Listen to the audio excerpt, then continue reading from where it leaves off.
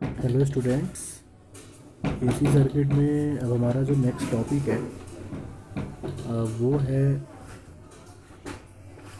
Power triangle के बारे में। ठीक है, पावर ट्रायंगल जिसको हिंदी में बोलते हैं शक्ति त्रिभुज या पावर त्रिभुज। ठीक है, त्रिभुज।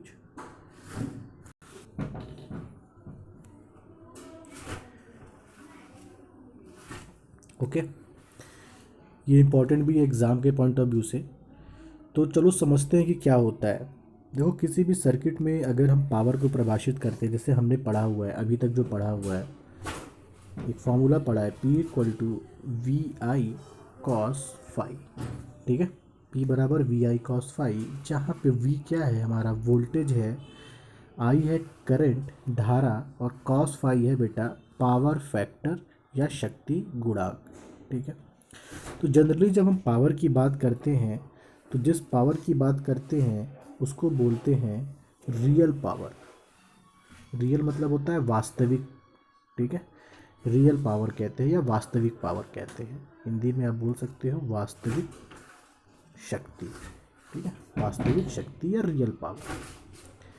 अगर मैं मात्रक की बात करूं तो जब हम P बराबर वी आई कॉस फाई लिखते हैं तो आपको पता होना चाहिए कि इसमें शक्ति या पावर का जो मात्रक होता है वो होता है वाट। वाट को W से रिप्रेजेंट करते हैं। ठीक है, इसको वाट लिखा जाता है और इसको W से रिप्रेजेंट किया जाता है। ठीक है, तो जिस पावर को हम वाट से रिप्रेजेंट करते हैं उसको बोलते हैं वाटफुल पावर। ठीक है, वाटफुल power, that is real power. इसका यूनिट क्या होता है, वाट होता है। ठीक है, तो यहाँ पे हमारे पास पावर को हम 3 कैटेगरी में डिवाइड करते हैं। ठीक है, 3 कैटेगरी में, जिसको पहले को मैंने बोला रियल पावर, वास्तविक पावर। ठीक है, दूसरा होगा बेटा एक तरीके से जिसे हम कहते हैं रिएक्टिव पावर। रियल पावर को एक और वर्ड बोलते हैं एक्टिव पावर। रियल पावर को एक्टिव पावर भी कहते हैं। ठीक है, दूसरा जो होता है वो है बेटा, दूसरा जो हमारा है, ठीक है, वो है रिएक्टिव पावर। रिएक्टिव पावर जिसको हिंदी में प्रतिकारक शक्ति कहा जाता है। ठीक है, रिएक्शन, रिएक्टिव, प्रतिकार करना, तो यहाँ से ये वर्ड आया रिएक्टिव पावर। और थर्ड जो हमारा होता है बेटा वो होता है वर्चुअल पावर या एपरेंट पावर, या हम इसको कहते हैं आभासी, आभासी शक्ति। 3 प्रकार से होता है। ठीक है, तीनों क्या क्या होते हैं मैं फिर से बोल देता हूँ। एक होता है रियल पावर, ठीक है, जिसको वास्तविक पावर भी कहते हैं, एक्टिव पावर भी कहते हैं। एक होता है रिएक्टिव पावर जिसको प्रतिकारक पावर कहते हैं।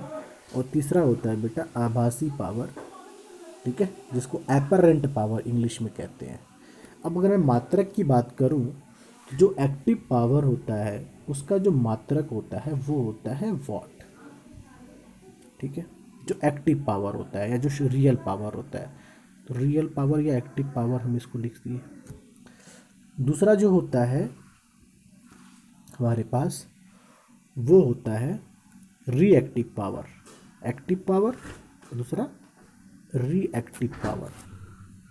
ठीक है, रिएक्टिव पावर, इसका जो मात्रक होता है बेटा वो होता है वोल्ट एम्पियर आर। और यहाँ आर का वही अर्थ है जो रिएक्टिव का होता है, मतलब आर मतलब रिएक्टिव, तो इसको बोलते हैं वोल्ट, पढ़ा जाता है वोल्ट एम्पियर रिएक्टिव। ठीक है, और तीसरा जो पावर होता है बच्चे वो होता है आभासी पावर, या आभासी को मैं एक वर्ड बोलता हूँ इंग्लिश में एपरेंट पावर। ठीक है, एपरेंट पावर, एपरेंट मतलब हुआ आभासी। ठीक है, और वो क्या होता है, इसका यूनिट होता है वोल्ट एम्पियर। ठीक है, वोल्ट इंटू एम्पियर। तो वोल्ट इंटू एम्पियर, वोल्ट किसका मात्रक है, वोल्टेज का। एम्पियर किसका मात्रक है, करंट का या धारा का। तो तीनों में एक चीज़ कॉमन है कि ये भी वोल्ट इंटू एम्पियर होता है बट इसमें कॉस फाई होता है, ये भी वोल्ट इंटू एम्पियर है बट इसमें आर लगा हुआ है, और ये सिर्फ वोल्ट इंटू एम्पियर है। ठीक है, इसको समझने के लिए थोड़ा सा और देखते हैं कि एक हमने बनाया पावर ट्रायंगल। जब पावर ट्रायंगल की हम बात करते हैं तो इसको समझ लो कि ये एक हमारा, ठीक है, पावर ट्रायंगल है।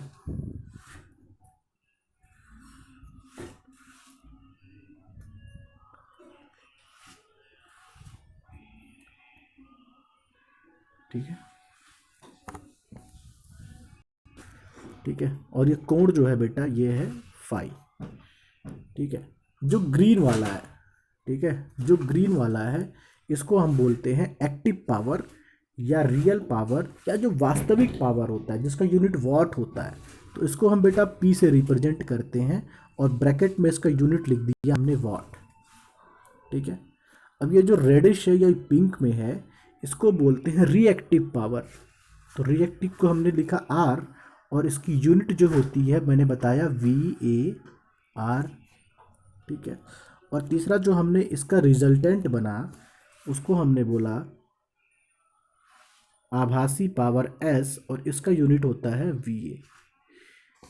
इसी ट्रायंगल को कहा जाता है पावर ट्रायंगल। मतलब एक ही ट्रायंगल में हमने तीनों पावर को डिफाइन कर लिया, एक्टिव पावर को, रिएक्टिव पावर को और एपरेंट पावर को। ठीक है, एक की यूनिट होती है वॉट, एक की यूनिट होती है वोल्ट एम्पियर रिएक्टिव, और एक की यूनिट होती है वोल्ट एम्पियर। ठीक है, तो ये हमारा पूरा का पूरा पावर ट्रायंगल है। ठीक है, चलो अगर मैं यहाँ से फाई की वैल्यू को अगर ध्यान से देखूं और कॉस फाई का मान निकालूं, तो कॉस फाई आपको पता है क्या होता है। ठीक है, अगर मैं कॉस फाई लिखूं तो कॉस फाई बराबर क्या होता है, आधार बटा कर्ण। ठीक है, आधार बटा कर्ण। आधार क्या है, अगर देखा जाए तो आधार में जो पावर है वो P है और कर्ण में पावर है S। ठीक है, तो हम इसको, अगर हमारे पास ये पावर है, एक्टिव पावर है या एपरेंट पावर, तो हम कॉस फाई का मान निकाल सकते हैं। अगर मैं यूनिट वाइज इसको लिखूं तो P का यूनिट होता है वॉट एक्टिव पावर का, और एपरेंट पावर का जो यूनिट होता है वो होता है वोल्ट एम्पियर। ठीक है, क्लियर है। अगर मैं साइन फाई का मान निकालूं, ठीक है, अगर मैं साइन फाई का मान निकालूं तो लंब बटा कर्ण, परपेंडिकुलर अपॉन हाइपोटेनस। लंब मतलब परपेंडिकुलर, तो वहाँ पे क्या है, आर है और कर्ण में एस है। और आर का यूनिट जो होता है वोल्ट एम्पियर रिएक्टिव, और इसका यूनिट क्या होता है वोल्ट एम्पियर।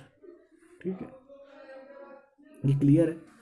तो ये होता है साइन फाई। ये निकालते क्यों है, अब जरा यहाँ पे ध्यान से देखो। ठीक है, जो हमने पढ़ा है वो तीनों पावर यहाँ पे हैं। ठीक है, क्या क्या है, रियल पावर, एपरेंट पावर और रिएक्टिव पावर। ठीक है, यहाँ से जो हमने निकाला है उससे कॉस फाई मिला है, और यहाँ जो हमने निकाला है उससे साइन फाई मिला है। ठीक है, एक चीज़ मैं बता दूँ, जो हमने ट्रायंगल बनाया था उसमें अगर हम पाइथागोरस को लगाते हैं, ठीक है, इसमें पाइथागोरस को लगाते हैं, ये P है, ये R है और ये S है, तो S का मान क्या हो जाएगा, S का मान हो जाएगा under root P square plus R square. ठीक है, तो यहाँ से हम एपरेंट पावर क्या होता है, दोनों पावर के स्क्वायर का सम होता है, उसका हम वर्गमूल निकाल लेते हैं। ठीक है, और यहाँ पे वो आपका बना हुआ है ट्रायंगल, ये जो बना हुआ है आप देख सकते हो। ठीक है, तो ये रहा एक छोटा सा टॉपिक था पावर ट्रायंगल के बारे में। ठीक है, और कुछ नहीं था इसमें।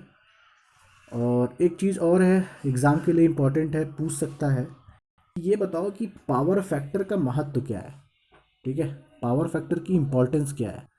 तो अगर हम इसको इस प्रकार से देखें कि P बराबर एक फॉर्मूला होता है वी आई कॉस फाई।